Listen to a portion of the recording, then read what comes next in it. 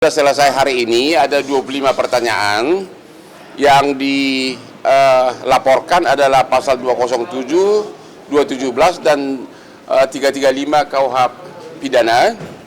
Dan ada 4 nama yang disorot di BAP saya, yaitu 1 Rasman Nasution, 2 Firdaus, 3 yang juga mengucapkan kata-kata yang menimbulkan kehebohan, yaitu istrinya Rasman, namanya Ade siapa?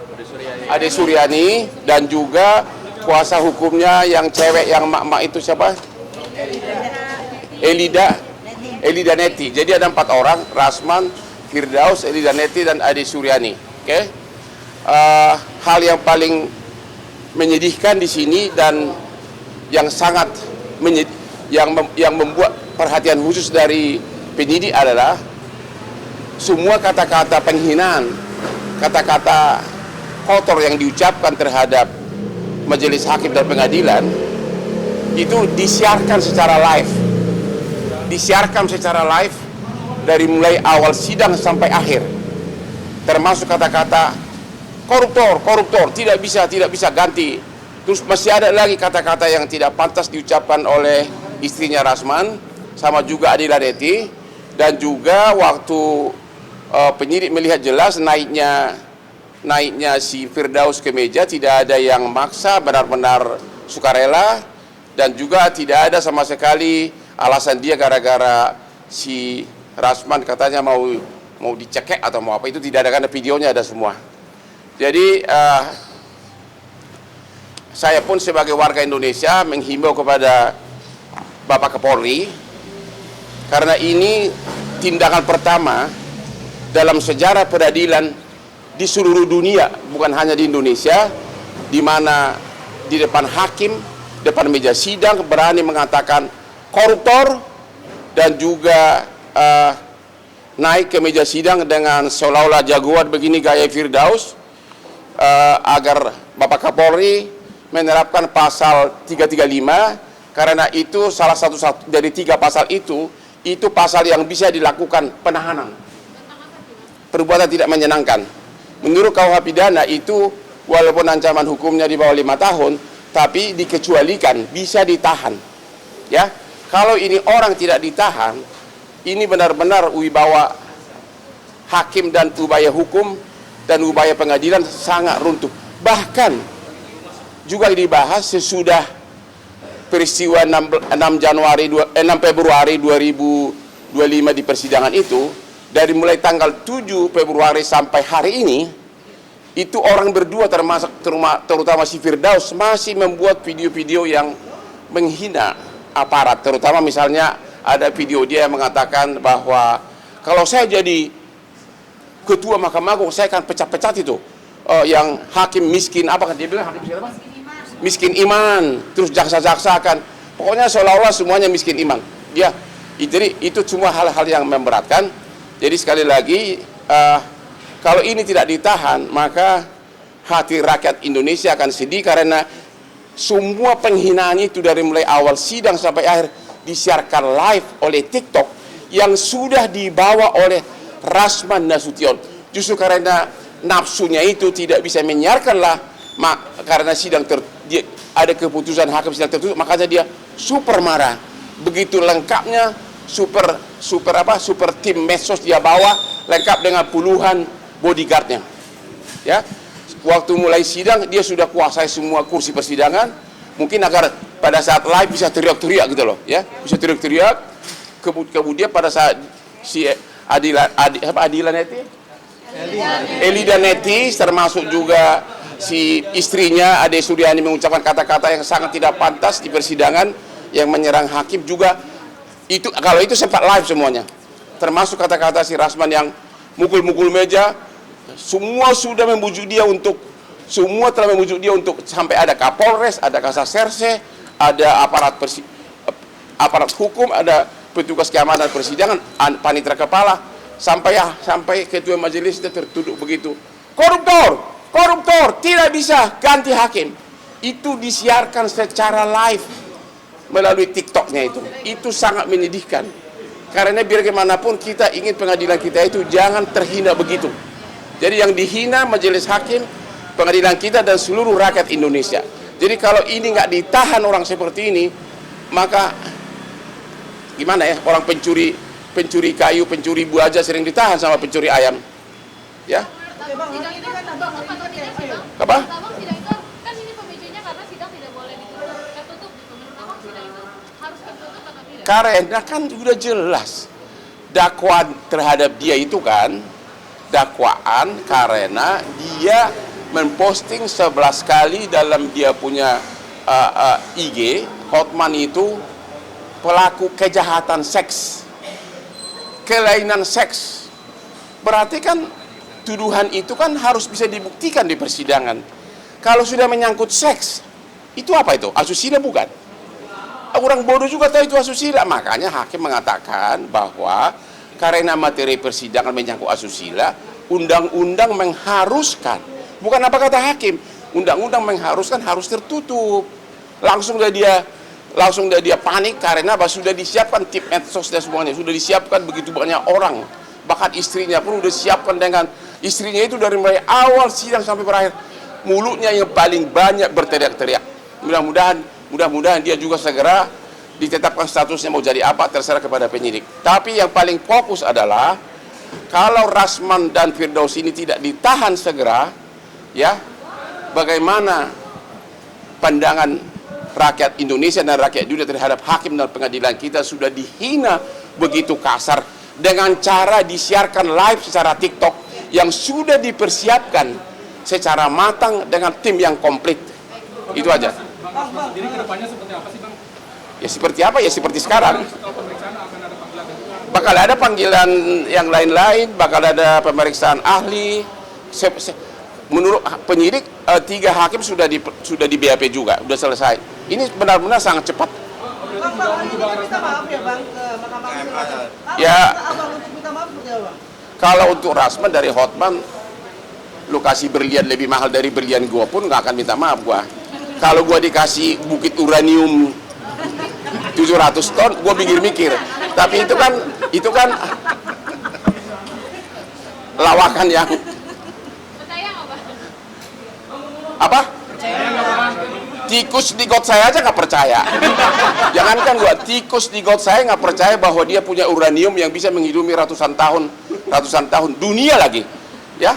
Kalau memang dia bisa membiayai ratusan tahun, kenapa kantor dia begitu daerah di daerah apa itu? Udahlah. Gini aja deh, kalau kau memang bisa membiayai dia, saya ingat dulu beli Lamborghini kayak punya Hotman gitu loh, ya. Dan punya Aspri secantik Aspri gua. Kedatangan Rasman dan Wibowo Dia- ke MA gimana nih? Dia sudah sadar. Saya yakin Rasman dan timnya tidak diterima oleh pimpinan MA maupun pengadilan negeri. Dia sudah sadar bahwa dia sudah melakukan kesalahan terburuk yang dilakukan oleh seluruh umat pengacara di seluruh dunia, bukan hanya di Indonesia. Dia sudah sadar dia akan kehilangan bisnis. Nggak akan ada lagi pengusaha yang mau jadi klien dia. Kemudian lagi terancam lagi pidana seperti ini. Jadi dia selama 5 hari ini kan dia masih terus berargumentasi seolah-olah dia tidak berbuat segala macam. Sekarang dia sudah sadar, mungkin otak sadarnya baru mulai nongol sekarang. Saya sudah makan bakpao mungkin, ya. Termasuk siapa itu, si Firdaus itu, otak sadar sudah sadar, ya. Makanya saya sekali lagi kepada Bapak Kapolri, ya, karena penghinaan itu diucapkan secara live TikTok dari awal sidang sampai keluar kata-kata koruptor kau, kata sama hakim itu. Kalau ini orang tidak ditahan, di mana wibawa pemerintah kita, di mana wibawa lembaga peradilan kita, di mana wibawa hakim, di mana wibawa kepolisian juga, ya itu. Jadi harus dari segi apapun alasannya ini orang pantas segera ditahan karena pasalnya memungkinkan, yaitu pasal 335 yang menurut KUH pidana bisa dikecualikan, bisa ditahan walaupun ancamannya kurang dari 5 tahun. Abang bawa bukti apa aja tadi, Bang? Nggak bawa bukti apa-apa, hanya video-video yang terlihat mulut Hadi Suryani yang jauh kurang cantik dibanding Aspri gua. Apalagi satu lagi siapa tuh pengacara itu, Ibu Neti. itu juga ada video tadi, ada semua. Dan kita nggak tahu tindakan apa dilakukan terhadap penyidik, terhadap pada penyidik. Saya hanya berharap Rasman dan Firdaus harus segera ditahan. Oke, berarti poin maaf bagimu ya bang? Apa? Udah maaf bagimu. Sejak dari dulu tidak ada maaf bagimu. Kelakuan begitu jorok dalam segala hal. Mana orang manusia kayak gitu mau dimaafkan? Ya. Kalian masih punya KTP enggak? Tanya dia KTP-nya lengkap nggak? Entah di mana KTP yang satu lagi. Tapi dia punya orang biung bang. Hah? Tanya dia KTP-nya yang lama kemana bilang? Dipakai untuk apa bilang? Tanya. Bang, tapi tanggapan Bang Hasnan menuduh Bang Hotman udah menyuap hakim itu gimana Bang? Justru itulah salah satu tadi ada omongan keluar di rekaman itu like TikTok yang saya masuk dalam berita acara, itulah salah satu tuduhan penghinaan itu. Ya, saya sendiri tidak nyangka karena nggak kepikiran bahwa itu bakal sidang tertutup. Baru sadar saya, ternyata memang ini tentang kasus tuduhan fitnah tentang penjahat seks dan kelainan seks. Dan dia justru sendiri yang menggambar-gemborkan akan saya buka chatting yang bernada asusila. Ya kan? Dan itu juga dicantumkan dalam dia punya eksepsi. Makanya hakim cukup dasar mengatakan memang menurut undang-undang bahwa ini harus tertutup. Itu aja deh. Artinya abang membantah ya kalau Apa? artinya abang membantah bahwa udah Ada penyuapan terhadap hakim.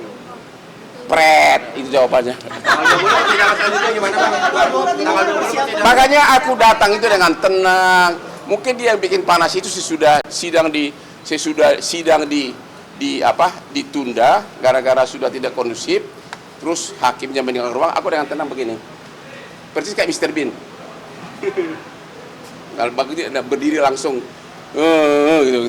Entah mau gua diapain gua nggak tahu deh. Ya. Bang, untuk persiapan tanggal 20 seperti Hah? Apa? Persiapan tanggal 20. Bukan gue yang persiapkan. Kalau gue mah ini perkara kecil udah 38 tahun. Ini perkara lebih kompleks dari sini bagi saya sudah kecil gitu. nggak bawa bodyguard ke Bang? Hah? Bodyguard gue ini kamu. Mana lagi ya cewek-cewek yang kekar di sini ini ya nanti saya bawa deh ya. Intinya kalaupun dia ngomong mau naik nggak ada chat gue yang tidak mau sama mau itu loh. Kalau mau sama mau dengan siapapun ya oke aja kan ya nggak ya. Kau pernah nggak di chat sama pacarmu I love you, I miss you, benar nggak? Sering kan? Tunggu giliran dari aku nanti. Kamu seksi. Coba kalau ada kata-kata gini, kamu seksi deh, itu apa? Dan kamu senyum, ya? Kamu senyum. Kemudian sebagai balasan, ini yang terjadi. Sebagai balasan dari cewek itu malah kirim gua, tau nggak yang terjadi? Sesudah kejadian ini semua, aku dikirim undangan ulang tahun. Mana? Di mana itu? Di hotel Langham, hotel termahal. Ya si Klimaki mengundang saya ulang tahun dan menghadirkan penyanyi Hamili apa? Mahal ini, ya. Dia itu jadi terkenal sesudah kasus gua ini. Yang semula tinggal di daerah merah di Mangga Besar, di daerah Kubuh yang tempat ada tahu lah kehidupan malam. Sesudah siapapun jadi Aspri Hotman memang jadi ngetop sehingga sampai bisa membuat ulang tahun di Langham, hotel termahal di SCBD. Anehnya aku diundang. Itu sudah menjelang akhir bulan Juni. Hal Papa Hotman datang ke ulang tahun saya gitu. Sebelumnya pun aku juga dikirimin foto dari Bali.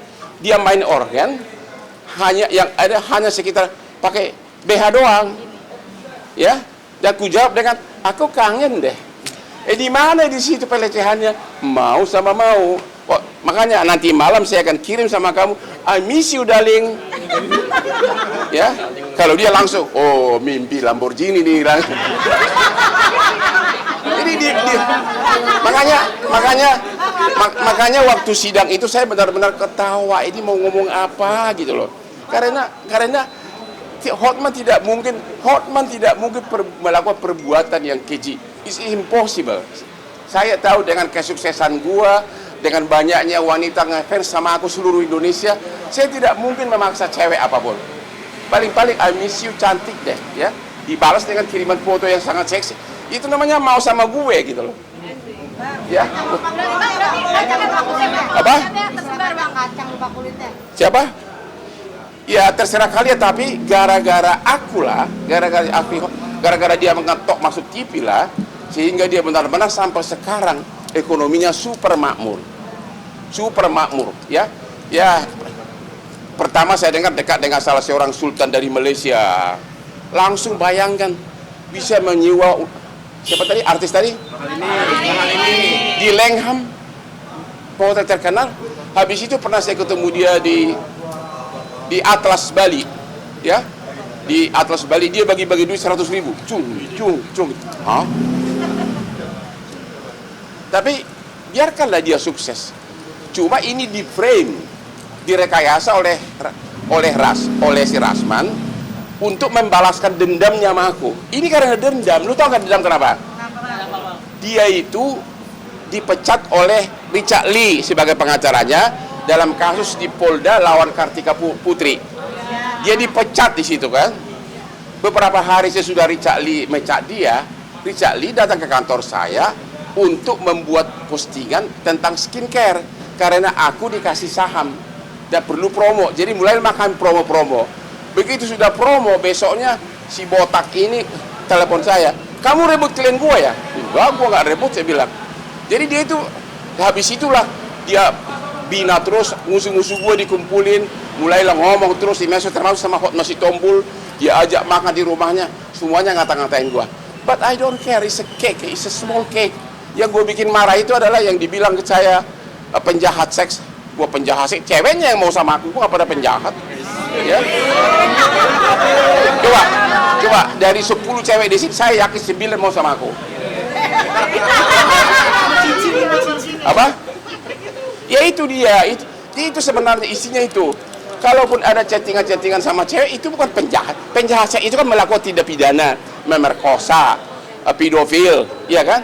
Kalau kelainan seks berarti saya ini suka laki-laki. Siapa bilang gue suka laki-laki? Dia aspri gue ini cantik begini nih, Aspri nomor 1. Ya, enggak lah. Sebagai saksi ada lagi nanti bang ke depan seperti apa? Nggak tahu, lihat nanti lah. Tapi sudah mulai mengerucut. Sekali lagi, pasal 335 tentang perbuatan tidak menyenangkan menurut KUH pidana dikecualikan walaupun hukumannya kurang dari 5 tahun bisa ditahan. Ini akan mengobati dan mencegah hal seperti ini terjadi. Kami mohon kepada Kapolri agar segera diperintahkan tahan itu orang berdua itu, Rasman sama Firdaus, ya, biar pengen lihat apakah kekayaan uraniumnya itu akan dikirim ke penjara. Gue jalan.